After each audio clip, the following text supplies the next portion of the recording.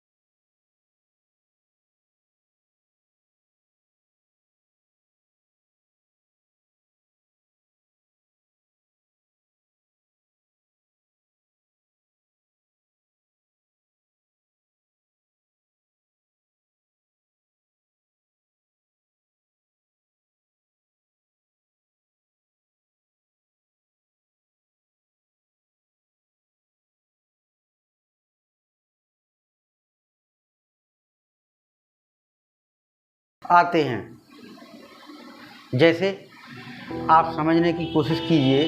जैसे मैं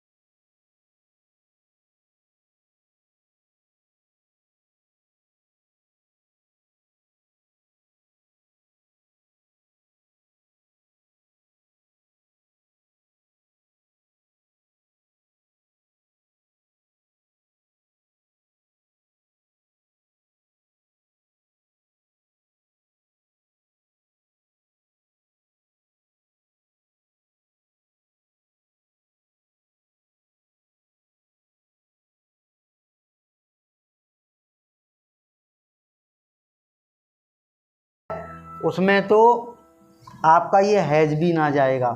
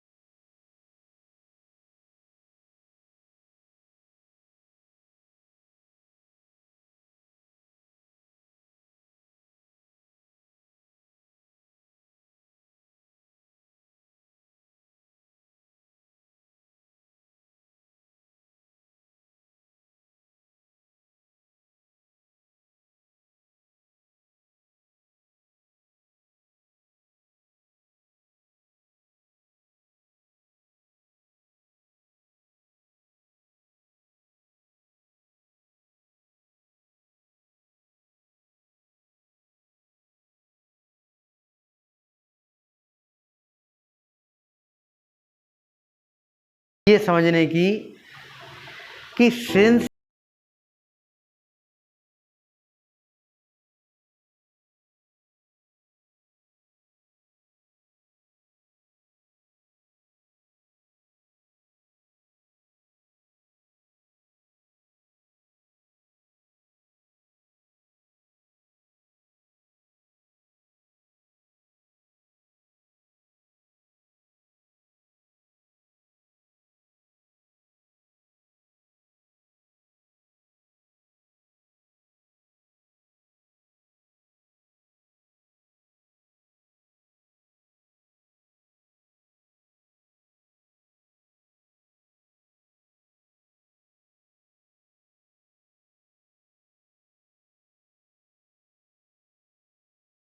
निश्चित उसमें सिंस का प्रयोग किया जाता है। इसी प्रकार से फॉर का प्रयोग किसी बीते समय की अवधि से, यानी for a period duration of time.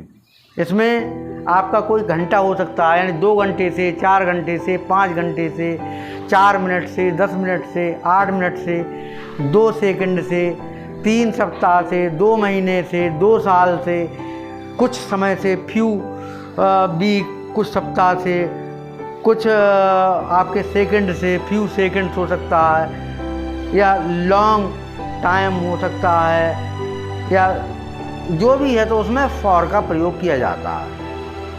अब इसका स्ट्रक्चर मैंने आपको बताया अफर्मेटिव सेंटेंस का। अब अफर्मेटिव में किसे कहते हैं? जो ना तो नेगेटिव हो ना ही इंट्रोगेटिव हो, वो आपका अफर्मेटिव कहलाता है। अब अफर्मेटिव में आप ध्यान से एक आध सेंटेंस देखिएगा। जैसे मैं समझाता हूँ, मैं आपसे कहूँ राम सुबह से खेल रहा है, तो इसमें सबसे पहले हम सब्जेक्ट देखेंगे क्या है, राम है, और ना तो नेगेटिव है ना ही इंट्रोगेटिव है, तो ये कैसा हो गया, अफर्मेटिव। तो इसमें आ गया सबसे पहले आपका सब्जेक्ट क्या हो गया, राम। अब राम अकेला है, अकेला यानी सिंगुलर आपके नाउन है, यानी कि थर्ड पर्सन में सिंगुलर नाउन का अगर सब्जेक्ट होता है तो आप हैज बीन लगाएंगे। क्या लगाएंगे, has been. Ram has been, verb की फोर्थ फॉर्म आ जाएगी, यानी कि प्लेइंग। प्ले फर्स्ट फॉर्म हो गई, आईएनजी लगा दी, ये फोर्थ फॉर्म हो गई, प्लेइंग। अब सुबह से, अब ये एक निश्चित समय दे दिया सुबह से, तो इसमें क्या लगाएंगे, सिंस मॉर्निंग।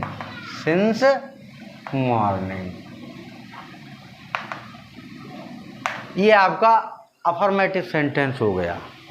अगर इसी को मैं नेगेटिव कह दूं तो क्या हो जाएगा, हैज के बाद आप नॉट लगा देंगे, यानी राम सुबह से नहीं खेल रहा है। अब यहाँ नहीं जोड़ दिया मैंने, आपको बताऊं यहाँ पर नहीं कर दिया, तो अब हैज के बाद नॉट जुड़ जाएगी। यहाँ पर क्या हो जाएगा, हैज नॉट आ गई, हैज नॉट बीन प्लेइंग। ठीक है, हैव के बाद नॉट आ जाएगी। अगर इसी को मैं पहले क्या लगा दूं तो इंट्रोगेटिव हो गया। अब क्या लगा दिया,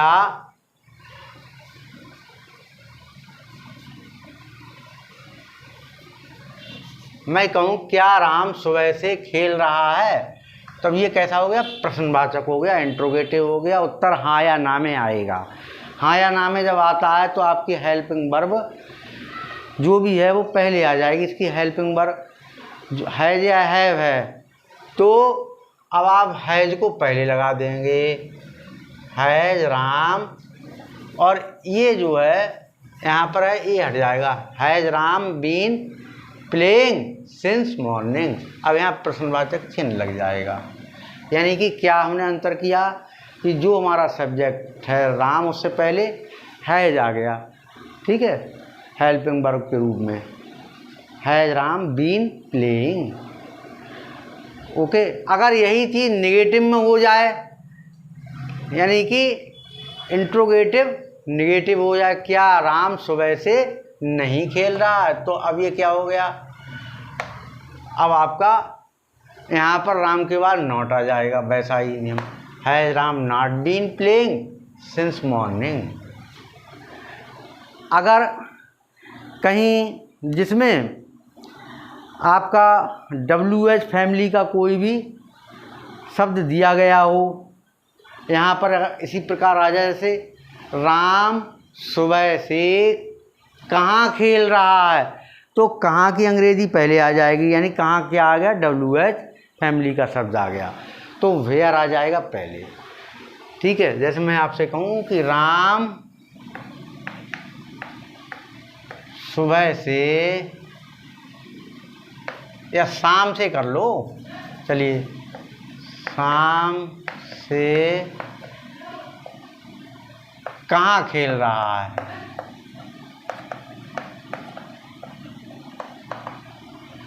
अब ये तो पता है कि रहा है, रही है, आ रहा है, और समय भी दे दिया शाम से, तो ये प्रेजेंट परफेक्ट कंटिन्यूअस टेंस का वाक्य है, तो इसमें वेयर पहले आ जाएगा, WH फैमिली का वेयर, और उसके बाद क्या आ जाएगा, जो आपकी हेल्पिंग वर्ब है, यहाँ पर वेयर राम के साथ क्या आएगी, है, जैसे ये दे दिया इंट्रोगेटिव में WH में, ये है या जो भी है, उसके बाद फिर सब्जेक्ट आ जाएगा, where Ram, where has Ram been, फिर playing since morning, since evening, शाम से है तो इवनिंग आ गया। तो ये आपको समझना होगा कि वाक्य जो है हमारा किस कैटेगरी का है, उसी के अकॉर्डिंग आप इसका स्ट्रक्चर देखेंगे, और उसी स्ट्रक्चर के आधार पर आप नियमों का पालन करते हुए वाक्य को बनाएंगे। तो इसी प्रकार से स्पेशल केसेस में कहीं भी ऐसा आ जाता है, जैसे जो आपका लग रहा है प्रश्नवाचक शब्द है, अगर मैं ये कहूँ कि कौन कल से रो रहा है, ये आ गया, तो कौन के लिए क्या कहेंगे, हु। अब हु जो है, कौन काम कौन कर रहा है, हु, तो वही आपका सब्जेक्ट हो गया। उसके बाद में क्या हो जाएगा, इसकी हेल्पिंग वर्ब एक वचन है, रहा है, तो हु हैज, और उसके बाद में यही है तो हु हैज बीन आ जाएगा, who has been weeping since yesterday.